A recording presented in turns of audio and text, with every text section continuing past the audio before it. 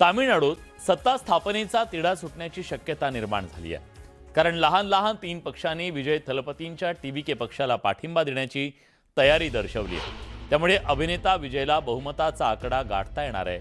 काँग्रेस पाठोपाठ आता CPI, CPM आणि टीव्हीके या पक्षांनी आणि व्हीसीके या पक्षांनी टीव्हीकेला पाठिंबा देण्याचा निर्णय घेतल्याचं बोललं जात आहे। त्यामुळे विजय थलपतींचा मुख्यमंत्री पदाचा मार्ग मोकळा झाला।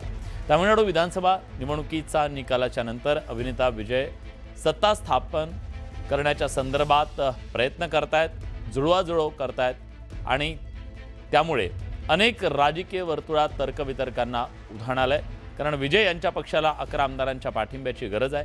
अशात विजय यांना सत्ता स्थापनेपासून दूर ठेवण्यासाठी डीएमके आणि एआयएडीएमके या कट्टर विरोधकांनी एकत्र येत सत्ता स्थापनेसाठी हालचाली सुरू केल्याची चर्चा होती। त्यामुळे विजय सर्व आमदारांचा राजीनामा देण्याची तयारी केल्याचंही बोललं गेलं। त्यामुळे तामिळनाडूत मोठा राजकीय पेच निर्माण झाला असता, पण आता विजय यांच्या सत्ता स्थापनेचा मार्ग मोकळा झाला। त्यामुळे तामिळनाडूत विजय थलपतींच्या नेतृत्वाखाली नवं सरकार सत्तेत येण्याची शक्यता आहे। 2014 मध्ये भारतीय जनता पक्षाकडे बहुमत नव्हतं। देवेंद्रजींचं सरकार आलं त्यावेळेस ती सिंगल लार्जेस्ट पार्टी होती। त्यांना बहुमत नसताना सरकार बनवण्यासाठी पाचारण केलं गेलं। त्यांना त्यावेळच्या राज्यपालांनी फ्लोअरवर बहुमत सिद्ध करायची संधी दिली, आकडे नसताना। आणि एक सांगू परत, तिथे त्या फ्लोअरवर बहुमतच सिद्ध झालं नाही, कारण एनसीपी बाहेर गेली।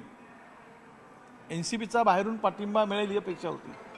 एनसीपी बाहेर गेली आणि त्यांच्याकडे जे 288 मध्ये 144 लागतात, 45 लागतात, ते नसताना सुद्धा ते सरकार त्यावेळेस अस्तित्वात आली।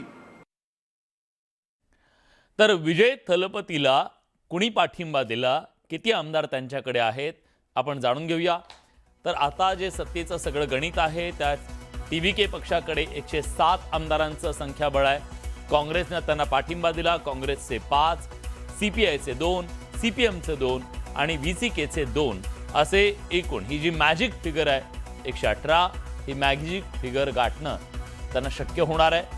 पण एक मात्र आहे, विजय पथ जरी असेल तरी तो अग्निपथ असणार आहे पुढच्या काळात, हे नक्कीच। कारण अगदी काठावरचं बहुमत विजयकडे असणार।